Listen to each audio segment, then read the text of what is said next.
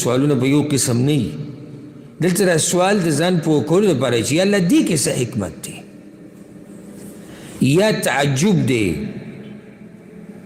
چې یا الله ته داسې څوک پیدا کوې چې هغه په ځمکه کې فساد کوي او ویني به ته وایي ها که د خپلې بندګۍ دپاره پیدا کوې خو موږ یو که نه ستا د صفاتو پاکي هم بیانو نسبح بحمدک دی کی اشاره چې ستا صفاتو پاکی بیانو ونقدس لک او ستا د ذات پاکی بیانو ستا تعظیم بیانو ستا حمد هم بیانو نو که بندګۍ له پیدا کوي نو خو موږ یو که نه خو فساد به کوي دوی دا خبره دوی څنګه معلومه کړه نو یو جواب دی چې دا دوی د پیریانو د حالاتو نه معلومه کړې ده پیریانو فساد کړه نو دوی چې انسان به هم کوي دویم دا چې دوی د دین اندازه ولګوله چې د انسان د خاورې نه الله پیدا کوي نو خاوره کې خو قسمه قسم صفات دي ټوله خاوره یو شان خو نه ده نو دغه شان به د دې انسانانو د خویونه هم هغه بیل بیل وي نو دوی په منځ کې به جنګ جګړې راځي درېیمه دا اندازه دوی د دې ټکي نه ولګوله خلیفه یو بل پسې راتلونکي د دې نه اندازه ولګوله چې بیا به جنګ جګړې په مشرتیا او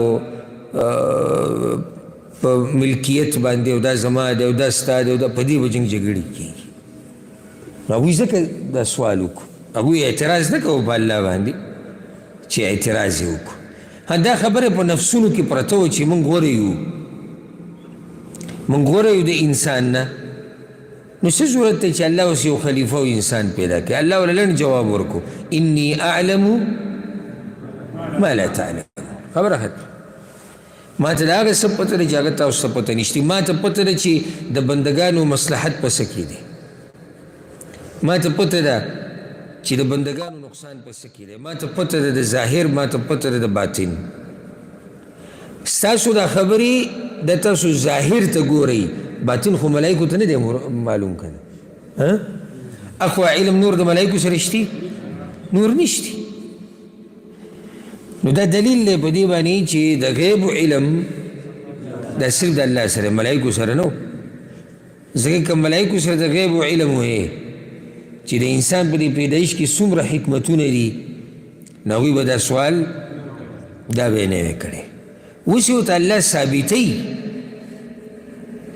ثابتوي ورته چې څومره لوی حکمت پکې دی صرف یو خبره ورته راښکاره کوي او د دې نه مخکې چې موږ دغه آیت پوره کړو داسې فایده یاده کوي د انسان دا پیدایش دا په یو څو مرحلو کې شوی دی آدم علیه السلام پیدایش دا په یو څو مرحلو کې تیر شوی دی اولنۍ مرحله هغې ته ویل کېږي المرحله الترابیه خاوره حدیث کې راځي او دا روایت امام احمد راوړی دی صحیح سند والا دی رسول الله وسلم وی چې الله رب العزت آدم علیه السلام د ځمکې د دې خاورې نه پیدا کړی دی او د قسمه قسم ځایونو نه خاوره راغستی شوې ده نو بیا د آدم بچي هم دقه شان دي جاء منهم الاحمر والاسود والابيض نو په دوی کې څه چې دی سره دي څه سپین دي څه تور دي او څه وي په منځ کې دي غنم رنګي دي او څه نرم دي څه سخت دي والخبیث والطیب څه پاک دي او څه پلید دي او څه په منځ کې دي دوی نو دا اولنۍ مرحله ده اولنۍ مرحله ده د انسان د پیدایش چې خاوره د ځمکې نه رواغستی شوه دویمه مرحله هغې ته ویل کېږي مرحله الطین اللازم یا مرحله الطین اللازم الطین اللازم سلیخناکه خټه هغه ولي ځکه چې دغه خټه د خاوره کې اوبه واچولی شوې او بیا هغه واغېږلی شوه نو د هغې نه سلیخناکه خټه جوړه شوه الطین اللازم په عربۍ کې هغه خټې ته وایي چې یو بل پورې نښلي دا دویمه مرحله ده سورة الصافات کې دې ته اشاره ده انا خلقناهم من طین لازم دریمه مرحله الحمأ المسنون، هغه خټه چې وچه شوي او رنګ یې تقریبا تور شوی او دا لکېږي چې کله دا خټه څه شي وچه شي او وخت پې تیر شي. څلورمه مرحله مرحلة الصلصال. الصلصال خلق الإنسان من صلصال كالفخار، هغه خټې ته ویل کېږي چې کړنګ کوي، آواز کوي، او دا کله کېږي چې کله ښه وچه شي، بلکل وچه شي نو دا بیا آواز کوي، کړنګ کوي. او روایت کې راځي چې 40 کاله په دې مرحلو داسې تېر شوي دي. 40 کاله. هل اتى على الانسان حين من الدهر، راغلی و په انسان باندې یو زمانه لم يكن شيئا مذکورا، د سره چا یادونه، هغه دا زمانه ده، دا 40 کاله د سا اچولو نه مخکې لکه ملائک اینی چې د خټې نه یو شی جوړ شوی دی او خټه باندې مراحل تیر شو، اخره کې دا چې بلکل وچه کړسه کړنګ کوي، آواز کوي. نو دې ټیم کې چا یادو چې دا انسان دی یا آدم علیه السلام دی، نه سره چا یادو. دا یو مرحله ده. او اسې فایدې دپاره به ته ذکر کم. یو روایت کې داسې راځي،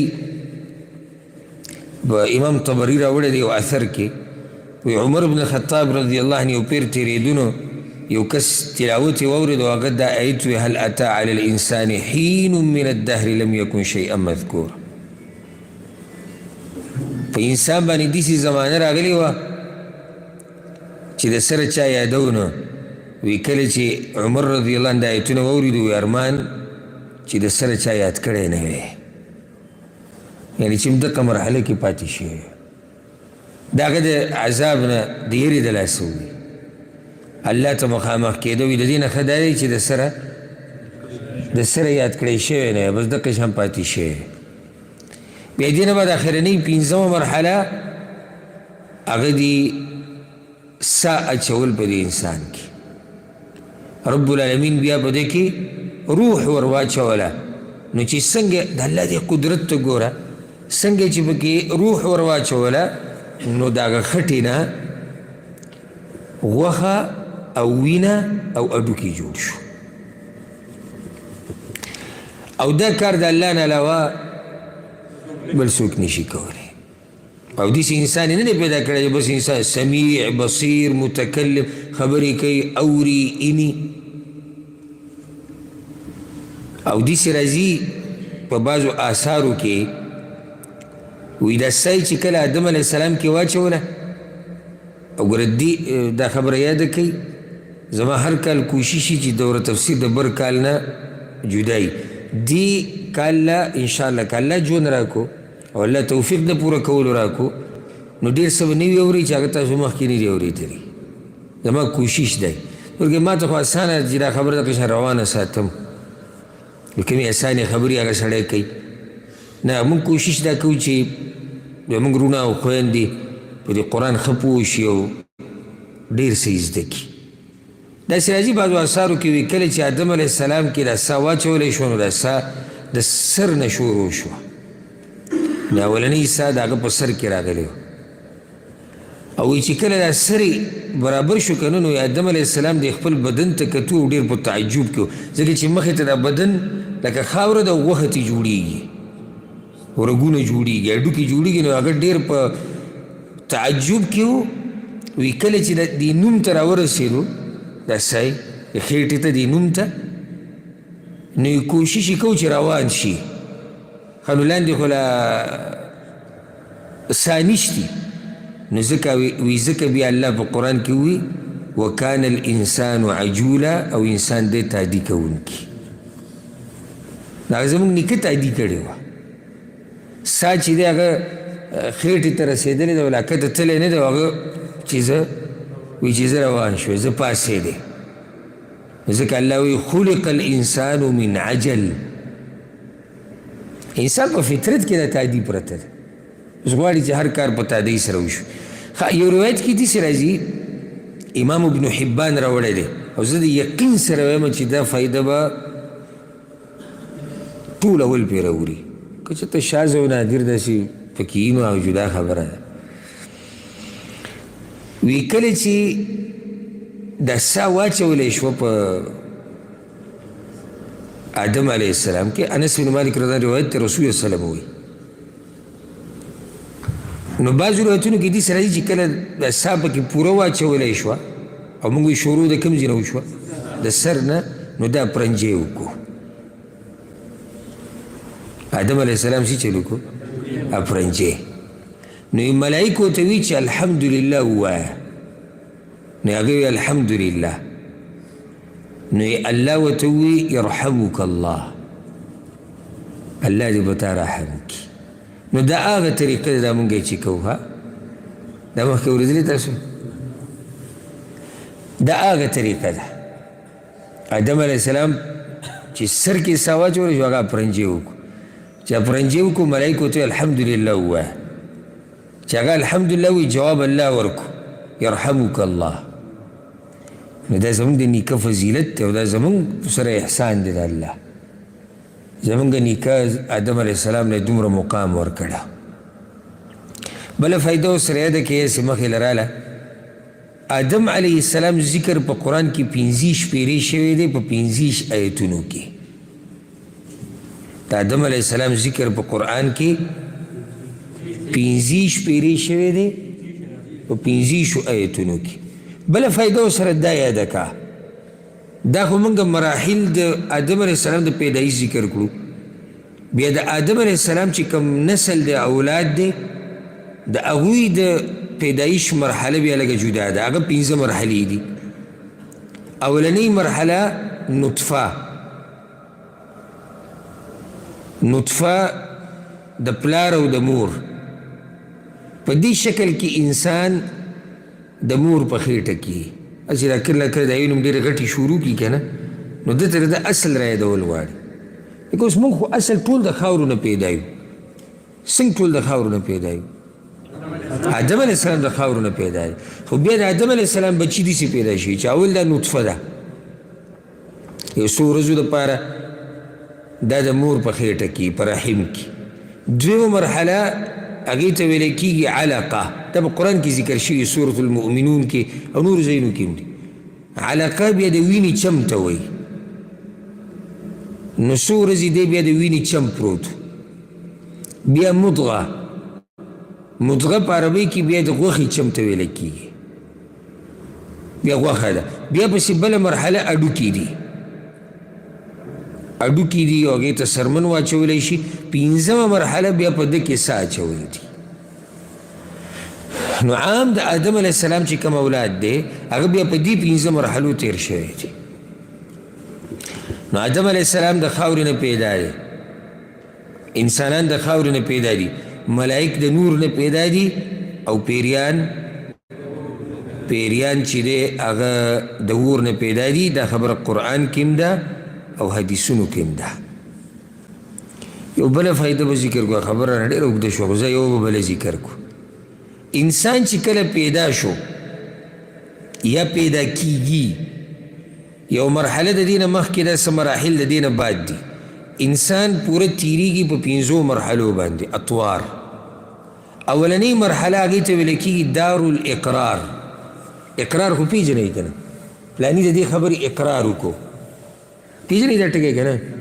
دار الاقرار، د یو خبرې اقرار کول. دا کم دار دی؟ کله چې په عالم ارواح کې الله د انسانانو نه لوز واغستو چې زه ستاسو رب یم که نه یم، او یا الله ته زموږ رب یې. دې ته ویل کېږي دار الاقرار. دار القرار نه فرق دی په قرار او اقرار کې. دویم دی هغې ته ویل کېږي دار الاطوار. هغه وخت چې انسان په څو مرحلو تیر شوی دی، هغه د مور خېټه ده. د مور په خېټه کې انسان په 15 مراحلو تیریږي، هغه ما ذکر کړو. دریم کم دار چې دی هغې ته ویل کېږي دار الادوار، او هغه د دنیا ده. په دنیا کې انسان په ډیرو مراحلو کې تیریږي، خیر او شر، سخته راحته، خوشحالي، غم، بوډاوالی، ځواني، بیماري، روغ صحت. څلورم چې کوم ځای دی او کوم دار دی دا ډېر عجیبه دی، دار الانتظار، د انتظار ځای او هغه برزخ او قبر دی. دې کې ټول انتظار کوي چې کله به الله ته ودرېږو. پنځم چې کوم دی هغې ته ویلی کېږي دار القرار، بس اخرنی ځای او هغه دار الاخره ورته هم ویلی کېږي د آخرت کور، چې هلته بیا سوال جواب او امتحان دی او د هغې نه بعد یا جنت دی یا جهنم دی. او دې ته دار القرار په دې وایي ځکه چې هلته بیا ژوند ابدي دی. اکه د جهنمیانو ژوند دی، اکه د جنتیانو دی. اوس الله رب العزت دې ملایکو ته دا خبره راښکاره کوي چې ګوره د دې خبرې نه تاسو خبر نه وئ. او دویمه چې دا کم خلیفه چې زه پیدا کوم الله وایي دا معمولي څوک نه دی. وعلم آدم الأسماء كلها او وخذوا يا